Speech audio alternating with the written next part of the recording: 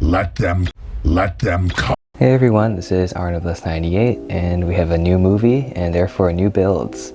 Here is Orion Pax, also known as Optimus Prime from Transformers 1, which is coming out later this month actually. And before we start, as of the recording of this video, the movie has not been released yet and I have not gone to any of the early screenings, so I haven't seen it. So this video will be spoiler free, and if you're watching this after the movie came out, whatever you see here, or whatever I say, might not be correct regarding movie accuracy. As always, their instructions aren't rubricable, but this time they are paid instructions, and I'll be making a transformation guide for those of you who build him very soon. And this guy is very simple, surprisingly, and I think he has to be my favorite Optimus Prime I've made to date, or I guess technically he's Orion Pax in this form. And I know I said that about my Rise of the Beast Prime I made last year, but this guy has a clear advantage over him. However, this build has one major flaw, which I'll get into very soon. And starting off, here he is in his Cybertronian truck mode. Cybertruck mode, I guess? It's very simple and very colorful, and the shoulders, being the front fenders, look kind of weird at first, but they're definitely growing on me. And taking a closer look at the truck mode, you can see the front is pretty flat here. We got the indication of the windows and two lights here and the front grille, and of course shoulders become these fenders with the smokestacks, and the back here is pretty clean. It might not be accurate, I wasn't able to get too many pictures of the back. You got the taillights at least, and this looks somewhat coherent. And one of my favorite parts is the hands kind of tuck away. He kind of looks like he's doing a little fist bump in the back. So this is very simple. Let's get on to the biggest flaw of this guy. This guy has no wheels, he doesn't roll, he just slides around, which, unfortunately.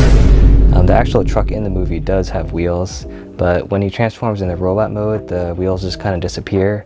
And for this build, I really want to focus more on the robot mode, so underneath here, I guess the wheels are supposed to be here and back here, like the toys actually have. But if I were to keep them for robot mode, there'll just be some extra kibble, so he only slides around. For a size comparison, here he is with a minifigure and Ravage. Here he is with my Rise of the Beast Mirage. And as you can see, he's slightly longer than my average Carbot. Studio Series Bumblebee. And Rise of the Beast Optimus. I unfortunately don't have the Transformers 1 toy. And now for the transformation. It's really fun, which is more than I can say for a lot of my live action movie builds. First we're going to just plug out the arms, the shoulder pad, fold it like that. The arms in the back don't tab in, so they're kind of just slotted there. And then you want to come down to the arm, straighten it up, bend it forward, and rotate it like that. Same with this side. Straighten this out, and you see there's an extra hinge. This is going to bend down.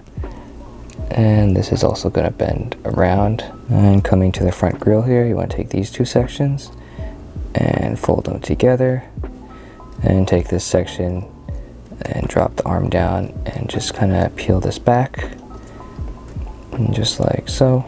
I'm going to fold out the shoulder pad, and then take this little bit here and fold it in, and fold it in. Next, you're going to fold these sections down. You're going to open up the chest here, and then you're going to take these sections, if they haven't moved down already, you can fold them down, and then take the legs here, and on the hip joint down here, you're just going to take this and fold it up. And because of that, this section will allow you to swing the arms up on these Technic joints, and then you can set the chest back down. You actually do fold these up here, and then you take the hips and just drop them down here, and then take this section here, grab it, fold it up. This part will actually tab right into this section to lock the waist in place. Now you can rotate this 180, and coming down here, take these sections, fold them back up, and then drop all this down, and this will tab right into the front, and you can raise the front skirts. You're just gonna fold down the shoulders, put the shoulder pad down, just like that. And coming to the back here, take this front bumper section, fold this upwards, and just push it up. And now the legs are very easy, grabbing them by the ankles here. There's a tab and a stud, anti-stud connection. And then coming to the back, you're gonna fold these panels up. These kind of lock the ankles at a upward position. Now you can fold them down, and then taking these sections and rotating them, the front foot, and you can drop him onto the ground. And basically I'm done. This is how he looked in that one scene in the movie. All right, seriously, let's we're not get ahead of ourselves here, but you can fold this back panel down, taking the head here, rotating it around, and then taking his little ears and folding them up, and then taking this panel and putting it back down, and then this smaller panel faces upwards. This kind of just folds back up. And here we have Orion Pax, or Optimus Prime, in his robot mode.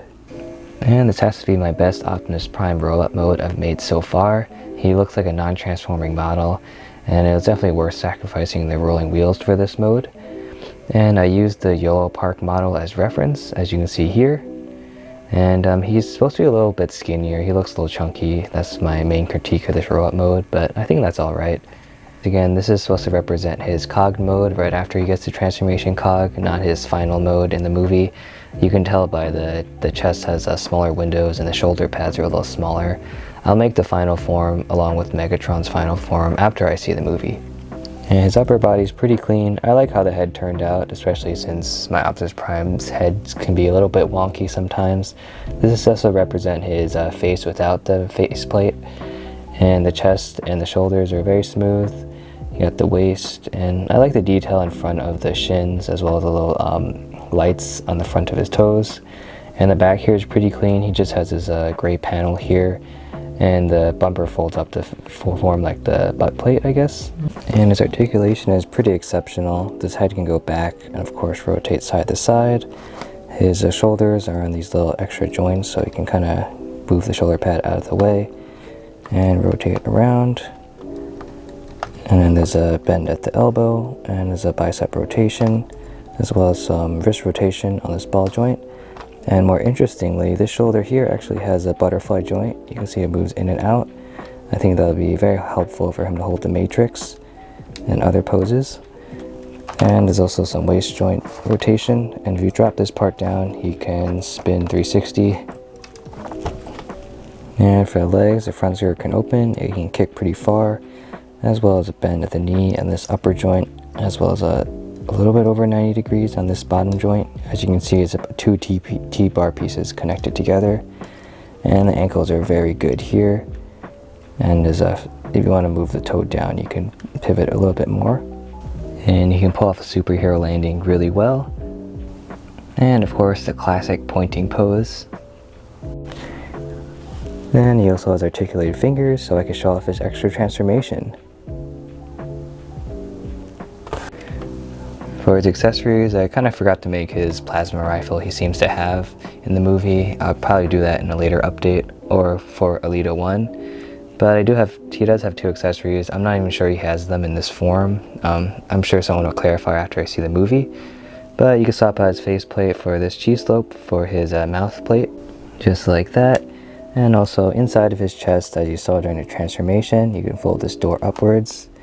You can see he does have a matrix inside. This thing is pathetically tiny, unfortunately, and he kind of wiggles out. It connects by anti-stud in this little cavity here, and you can fold this down.